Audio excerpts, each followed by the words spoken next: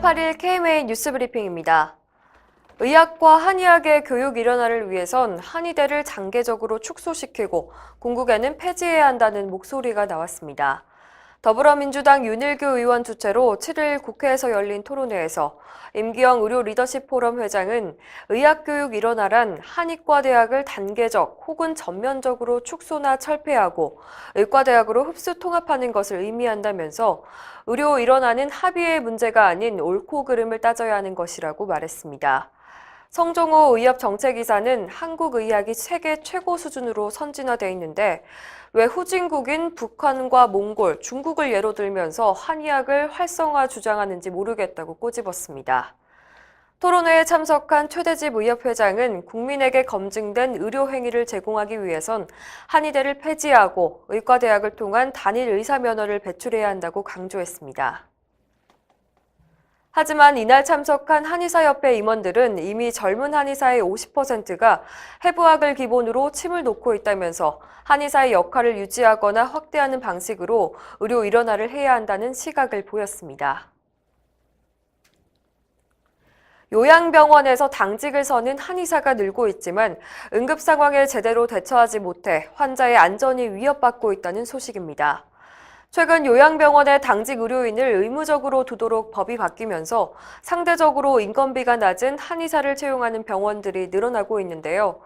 의협신문 보도에 따르면 요양병원에서 응급 상황이 발생하면 당직 한의사가 감당할 수 없어서 온콜 근무를 하는 의사가 대처하거나 약물 처방 오더를 내는 일이 벌어지고 있습니다. 의사를 대체할 수 없는 한의사가 병원 당직 근무를 서는 게 과연 옳은지 우려가 큰데요.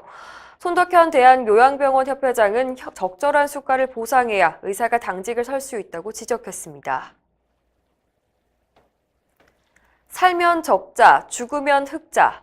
국민건강보험공단이 직영하는 일산병원을 두고 이러한 비유가 나오고 있습니다. 바른의료연구소에 따르면 일산병원의 의료 수익은 거의 매년 적자였고 수익 중 가장 큰 비중을 차지한 것이 장례식장 운영인 것으로 드러났습니다. 일산병원은 지난 10년 동안 총 적자가 1,139억 원으로 매년 평균 114억 원의 적자를 기록했는데요. 반면 10년간 장례식장 운영으로 총 601억 원의 수익을 올렸습니다. 비용을 제하고도 516억의 순수익을 올린 겁니다. 이 같은 일이 벌어지는 이유는 진료 수가가 원가에 훨씬 못 미치기 때문입니다.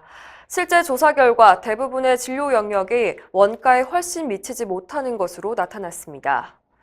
정부의 전폭적인 지원을 받는 공단 병원조차도 적자를 보고 있는데 재정 지원도 없고 장례식도 없는 민간 의료기관은 운영이 불가능하다는 말이 나올 법한데요.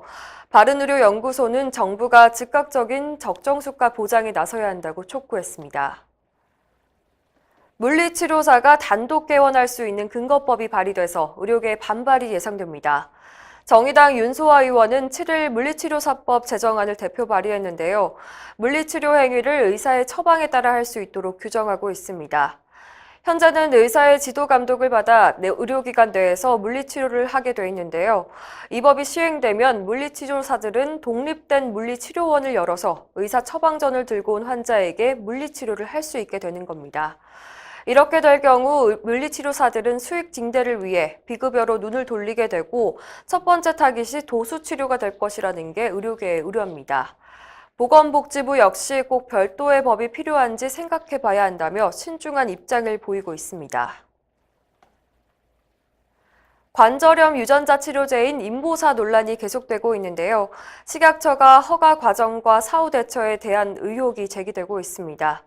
2017년 4월 인보사가 허가 심의를 받을 당시 약의 효능과 안정성이 확실하지 않아서 심의를 통과하지 못하다가 2달 뒤 결과가 뒤집혀졌는데요. 그 사이 심의위원은 7명 중 3명이 교체된 겁니다. 또 식약처는 주 성분세포에 문제가 있다는 코오롱의 잦은 신고를 받고 일주일이 지나서야 유통 판매 중지 조치를 내렸는데 그동안 27명이나 투약받은 사실도 드러났습니다. 이런 가운데 환자들의 집단 소송이 구체화되고 있습니다. 현재까지 코오롱 생명과학을 상대로 소송에 참여하겠다는 환자는 110여 명으로 집계됐는데요.